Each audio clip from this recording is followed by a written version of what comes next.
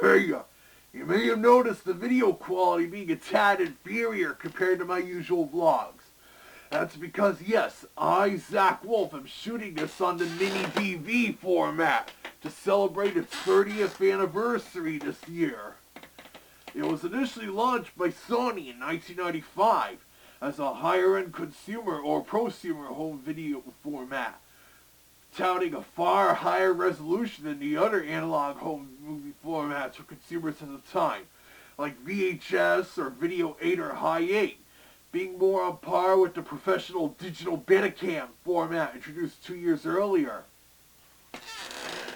Back in 1995, MiniDV was considered a huge leap in video quality, with around 500 to 720 lines of resolution, compared to regular VHS having 240 lines, and SCHS and High 8 both having 400 lines of resolution.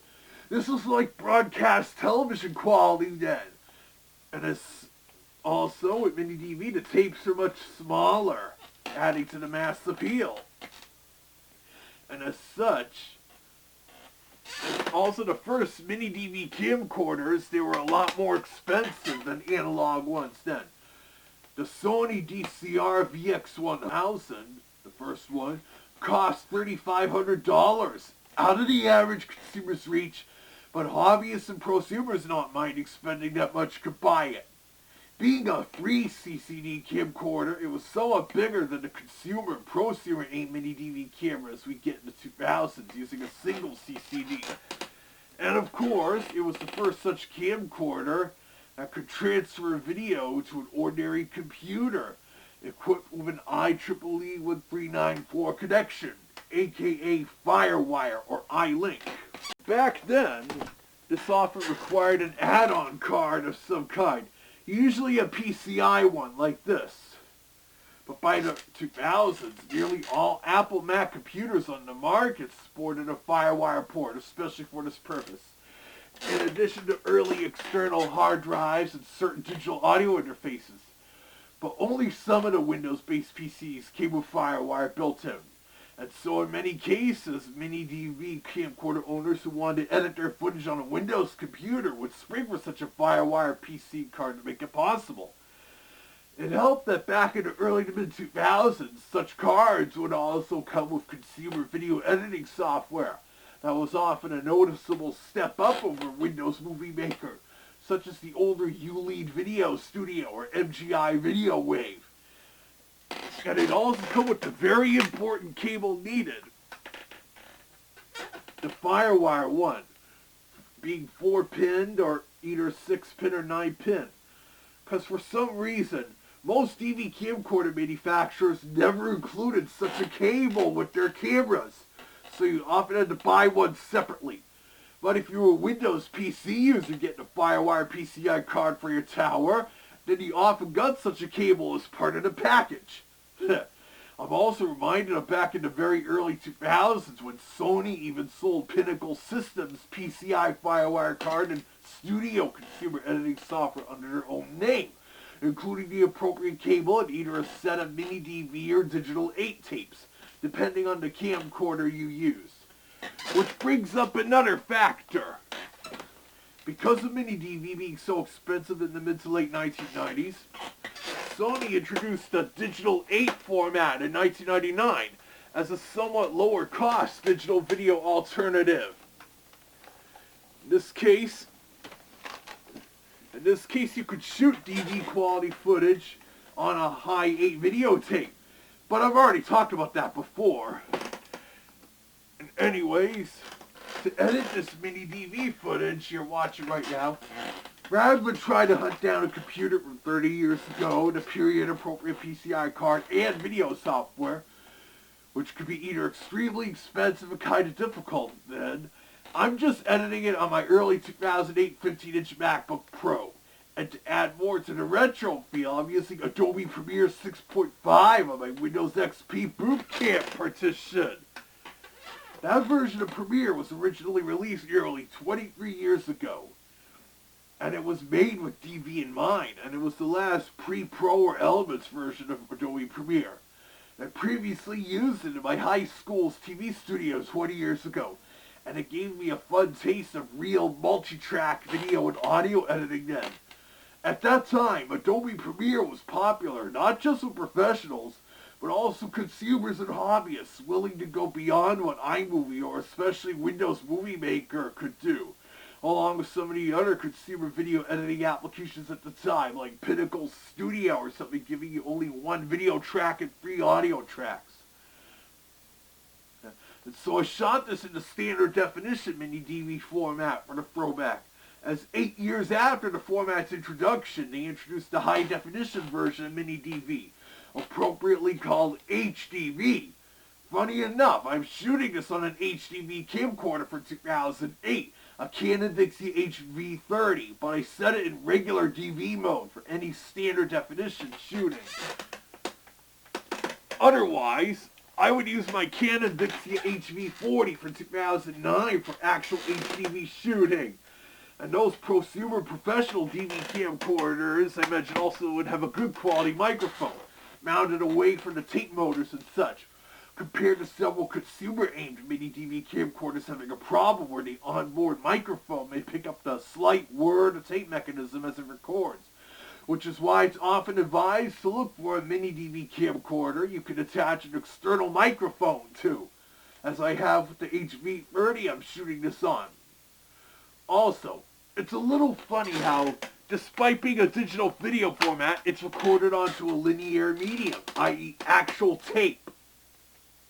That's because the original digital video formats like Digital Betacam, DVC Pro, DV Cam, and of course MiniDV were more like a transitional thing. Videographers and camcorder manufacturers knew someday the wave of the future would be to record video into some kind of digital random access format like a hard drive or solid-state flash memory. But that just wasn't really practical yet. But with a MiniDV cassette like this, you could hold up to 60 minutes of very high-quality video footage. Though, of course, you still had to rewind and fast-forward, and when importing the footage into your computer, the capture would have to be done in real time. But during the mid to late 2000s, as the first tapeless video camcorder formats emerged on the scene, recording onto DVDs or hard drives or memory cards, they used to compress the video so much the quality was inferior to MiniDV and its high-definition equivalent. It wasn't until by 2010 when such flash memory camcorders finally recorded and compressed video footage at a quality matching or even surpassing HDV, meaning they could finally retire tape-based camcorders. And I do agree that the contemporary flash memory-based camcorders, like the Canon Vixia HFR 600 I shoot most of my videos on, are more convenient to import the video clips into the computer for editing, along with the even better quality. But sometimes MiniDV still has this kind of fun kitsch. Of course, a bunch of furries like me are into such retro technology, so that's a given.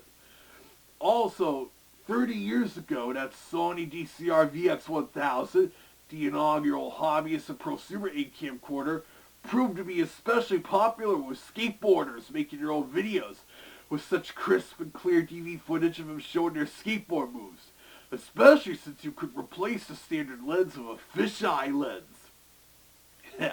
The DCR VX100 was also popular for making amateur pornographic films with, but of course I won't go into details on that. And I've seen people mod that particular camcorder to record onto a hard drive or flash memory as well.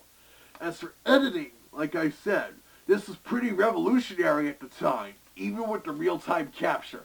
But once the footage was imported onto the hard drive, you didn't need to rewind or fast-forward the footage anymore, making for true non-linear editing. But nowadays, since MiniDV is considered an obsolete format, there are several video editing applications that don't even support DV capture anymore, like contemporary versions of Adobe Premiere Pro and Elements, Blackmagic DaVinci Resolve, Microsoft's Clipchamp, and the Mac version of Cyberlink Power Director. Also on the Mac, the current version of iMovie has some problems with FireWire-based DV capture, largely with the sound, but Final Cut Pro and QuickTime Player can handle it just fine.